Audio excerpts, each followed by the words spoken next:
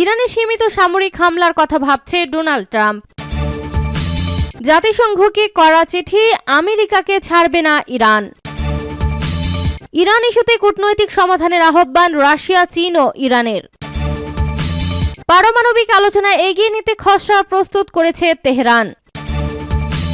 ইরানে হামলায় যুক্তরাষ্ট্রকে ঘাঁটি ব্যবহার করতে দেবে না যুক্তরাজ্য। এবং সর্বশেষ জানিয়ে দেব, ট্রাম্পের ভাষণ বর্জন করবেন ডেমোক্র্যাট কংগ্রেস সদস্যরা। শিরোনাম শুনছিলেন, এবার বিস্তারিত। ইরানে সীমিত সামরিক হামলার কথা ভাবছে ডোনাল্ড ট্রাম্প। ইরানের উপর সীমিত সামরিক হামলার বিষয়টি বিবেচনা করছেন যুক্তরাষ্ট্রের প্রেসিডেন্ট ডোনাল্ড ট্রাম্প। তেহরানকে নতুন পারমাণবিক চুক্তিতে রাজি করাতে চাপ সৃষ্টির কৌশল হিসেবে এই পদক্ষেপ নেওয়া হতে পারে বলে বৃহস্পতিবার এক প্রতিবেদনে জানানো হয়েছে। দ্য ওয়াল স্ট্রিট জার্নাল সংশ্লিষ্ট সূত্রের বরাতে জানিয়েছে, অনুমোদন পেলে প্রাথমিক অভিযান কয়েকদিনের মধ্যেই শুরু হতে পারে। এতে ইরানের সামরিক বা সরকারি স্থাপনার সীমিত সংখ্যক লক্ষ্যবস্তুতে হামলা চালানো হতে পারে। পূর্বমাত্রার যুদ্ধ এড়িয়ে চাপ বাড়ানোই হবে এর উদ্দেশ্য।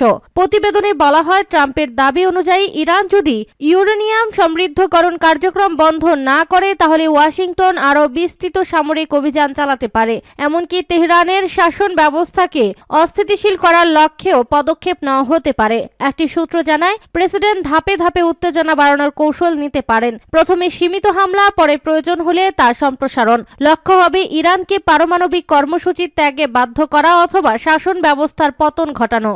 জাতিসংঘকে করা চিঠি, আমেরিকাকে ছাড়বে না ইরান। ওয়াশিংটন ও তেহরানের মধ্যে ক্রমবর্ধমান উত্তেজনার পারদ চরম সীমায় পৌঁছেছে।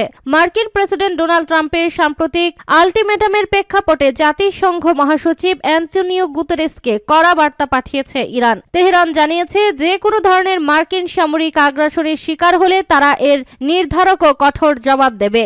জাতিসংঘে ইরানি স্থায়ী মিশন থেকে পাঠানো এক চিঠিতে সতর্ক করা হয়েছে, আক্রমণাত্মক পরিস্থিতি তৈরি হলে মধ্যপ্রাচ্যে অবস্থানরত যুক্তরাষ্ট্রের সমস্ত সামরিক ঘাঁটি, স্থাপনা এবং সম্পদকে তেহরান বৈধ লক্ষ্যবস্তু হিসেবে বিবেচনা করবে। ইরান স্পষ্ট করেছে যে তারা যুদ্ধ চায় না, তবে মার্কিন প্রেসিডেন্টের বর্তমান বক্তব্য এবং রণসজ্জা একটি সম্ভাব্য সামরিক সংঘাতের বাস্তব ঝুঁকি তৈরি করছে।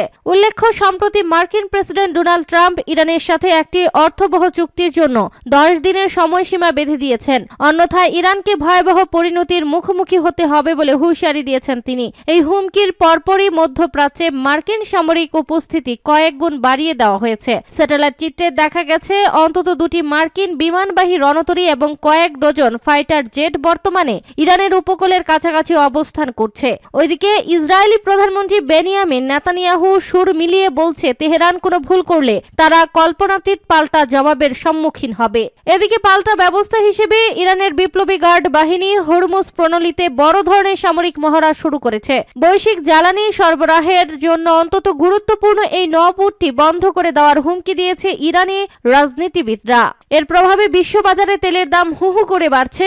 ওমান ও জেনেভায় মধ্যস্থতা বৈঠকের পরেও কোনো সুরাহা না হওয়ায় আন্তর্জাতিক মহল এখন চরম উদ্বেগের মধ্যে রয়েছে। পরবর্তী 10 দিনের মধ্যে কূটনৈতিক কোনো সমাধান না এলে মধ্যপ্রাচ্যে একটি বড় ধরনের সংঘাত শুরু হওয়ার আশঙ্কা করছে বিশ্লেষকরা। ইরান ইস্যুতে কূটনৈতিক সমাধানের আহ্বান রাশিয়া, চীন ও ইরানের। ইরানে পরমাণু কর্মসূচি নিয়ে চলমান সংকট নিরসনে এবং আন্তর্জাতিক পরমাণু শক্তি সংস্থার সাথে সমন্বয় বৃদ্ধির লক্ষ্যে ভিয়েনায় এক গুরুত্বপূর্ণ বৈঠকে মিলিত হয়েছেন রাশিয়া, চীন ও ইরানের স্থায়ী প্রতিনিধিরা। বৈঠক শেষে দেশ তিনটির যৌথভাবে IAEA এর প্রধান রাফেল গ্রোসির কাছে একটি বিবৃতি হস্তান্তর করেছে, যেখানে সমস্যার সমাধানে সামরিক বা চাপের রাজনীতির পরিবর্তে কূটনৈতিক পন্থার উপর সর্বোচ্চ গুরুত্ব দেওয়া হয়েছে। ভিয়েনায় আন্তর্জাতিক সংস্থাগুলোতে নিযুক্ত রাশিয়ার স্থায়ী প্রতিনিধি মিখাইল উলিয়ানভ সামাজিক যোগাযোগ মাধ্যম টেলিগ্রামে এই বৈঠকের বিষয়টি নিশ্চিত করেন। আলোচনায় প্রধানত ইরানের পরমাণু কর্মসূচি সংশ্লিষ্ট বর্তমান চ্যালেঞ্জগুলো এবং IAEA এর সাথে তেহরানের সহযোগিতার বিষয়টি উঠে আসে। বৈঠকে রাশিয়া, চীন এবং ইরান তাদের অবস্থান স্পষ্ট করে একটি যৌথ বিবৃতি IAEA এর মহাপরিচালক রাফায়েল গ্রোসির হাতে তুলে দিয়েছেন। বিবৃতিতে বর্তমানে সমস্ত অমীমাংসিত সমস্যা সমাধানের একটি কার্যকর ও টেকসই কূটনৈতিক পথ খুঁজে বের করার প্রয়োজনীয়তা তুলে ধরা হয়েছে। ইরানের পরমাণু কার্যক্রম নিয়ে পশ্চিমা দেশগুলোর সাথে বাড়তে থাকা উত্তেজনার প্রেক্ষাপটে এই ত্রিপক্ষীয় উদ্যোগকে বেশ তাৎপর্যপূর্ণ মনে করা হচ্ছে। পারমাণবিক আলোচনা এগিয়ে নিতে খসড়া প্রস্তুত করেছে তেহরান। পারস্পরিক শ্রদ্ধা এবং অভিন্ন স্বার্থের ভিত্তিতে ওয়াশিংটনের সঙ্গে চলমান পারমাণবিক আলোচনার জন্য একটি খসড়া তালিকা প্রস্তুত করা হয়েছে বলে জানিয়েছেন ইরানের পররাষ্ট্রমন্ত্রী আব্বাস আরাকচি। স্থানীয় সময় শুক্রবার 19 ফেব্রুয়ারি মিশরের পররাষ্ট্রমন্ত্রী বদর আবদেলাত্তির ফোনালাপের সময় আঞ্চলিক ও আন্তর্জাতিক উন্নয়ন নিয়ে আলোচনার সময় তিনি কথা জানান। এ সময় ইরানের শীর্ষ কূটনৈতিক তেহরান ও ওয়াশিংটনের মধ্যে পরোক্ষ পারমাণবিক আলোচনার সবশেষ অগ্রগতির কথা উল্লেখ করে পারস্পরিক শ্রদ্ধা এবং পারস্পরিক স্বার্থের ভিত্তিতে একটি আলোচনার খসড়া তৈরির প্রচেষ্টার উপর জোর দিয়েছেন। ফোনালাপে মিশরের পররাষ্ট্রমন্ত্রী তার পক্ষ থেকে কূটনৈতিক প্রক্রিয়া অব্যাহত রাখার বিষয়টিকে স্বাগত জানিয়েছেন এবং আলোচনা এগিয়ে নেওয়ার আহ্বান জানিয়েছেন। একই সঙ্গে তিনি সংশ্লিষ্ট পক্ষগুলোর কাছে গ্রহণযোগ্য কাঠামোয় পৌঁছানোর লক্ষ্যে পরামর্শ বজায় রাখার প্রয়োজনীয়তার উপর জোর দিয়েছেন। উল্লেখ্য, ওমানের মধ্যস্থতায় 17 ফেব্রুয়ারি জেনেভায় ইরান ও যুক্তরাষ্ট্রের মধ্যে পরোক্ষ পারমাণবিক আলোচনার দ্বিতীয় দফা অনুষ্ঠিত হয়। এর আগে মাস্কাটে প্রথম দফার বৈঠক অনুষ্ঠিত হয়। ইরানে হামলায় যুক্তরাষ্ট্রকে ঘাঁটি ব্যবহার করতে দেবে না যুক্তরাজ্য। ইরানের বিরুদ্ধে সামরিক অভিযানে যুক্তরাষ্ট্রকে নিজেদের ঘাঁটি ব্যবহার করতে দিতে নারাজ যুক্তরাজ্য। ব্রিটিশ গণমাধ্যমগুলোর দাবি, লন্ডনের এই অসম্মতিতে মার্কিন প্রেসিডেন্ট ডোনাল্ড ট্রাম্প বেশ ক্ষুব্ধ হয়েছে। মূলত আন্তর্জাতিক আইন লঙ্ঘিত হতে পারে এমন আশঙ্কা থেকেই ওয়াশিংটনকে নিজেদের ঘাঁটি ব্যবহারে অনুমতি দিচ্ছে না যুক্তরাজ্য।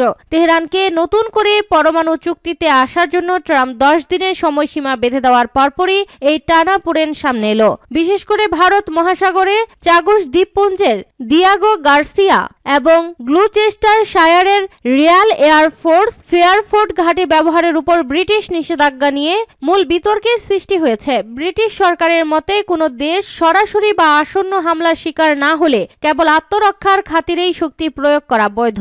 তবে অতীতে ইরাক, আফগানিস্তান কিংবা সিরিয়ায় মার্কিন নেতৃত্বাধীন অভিযানে লন্ডনের সক্রিয় অংশগ্রহণ থাকায় এই যুক্তি নিয়ে অনেকের মনে প্রশ্ন দেখা দিয়েছে।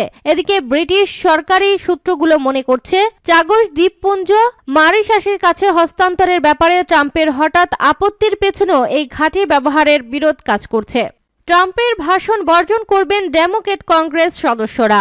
যুক্তরাষ্ট্রের প্রেসিডেন্ট ডোনাল্ড ট্রাম্পের স্টেট অব দ্য ইউনিয়ন ভাষণ বর্জনের ঘোষণা দিয়েছেন ডেমোক্রেটিক পার্টির সিনেটর ও কংগ্রেস সদস্যরা। 24 ফেব্রুয়ারি মঙ্গলবার সন্ধ্যায় ক্যাপিটল হিলে নির্ধারিত ভাষণের সময় তারা বাইরের ন্যাশনাল মলে সমাবেশ করবেন। ডেমোক্র্যাটদের উদ্যোগে আয়োজিত এই কর্মসূচির নাম দেওয়া হয়েছে people's state of the union rally. সন্ধ্যা 8:30 থেকে র্যালি শুরু হবে। অন্যদিকে কংগ্রেসের উভয় কক্ষে সদস্যদের উপস্থিতিতে রাত 9টায় প্রেসিডেন্টের ভাষণ শুরুর কথা রয়েছে। ডেমোক্র্যাট নেতারা জানিয়েছেন, অভিবাসন বিরোধী অভিযানের নামে নির্বিচারে ধরপাকড়, মিনেসোটায় 2 মার্কিন নাগরিককে গুলি করে হত্যার ঘটনা এবং আইনের অপপ্রয়োগের প্রতিবাদে এই বর্জন কর্মসূচি ঘোষণা করা হয়েছে। সিনেটের সংখ্যালঘু নেতা চাক শুমার এবং প্রতিনিধি পরিষদের সংখ্যালঘু নেতা হাকিম জেফরিস এই কর্মসূচির কথা জানান। প্রসঙ্গত, এরই মধ্যে কংগ্রেস অভিবাসন ও কাস্টমস প্রয়োগকারী সংস্থার বাজেট আটকে দেওয়া হয়েছে বলে জানা গেছে।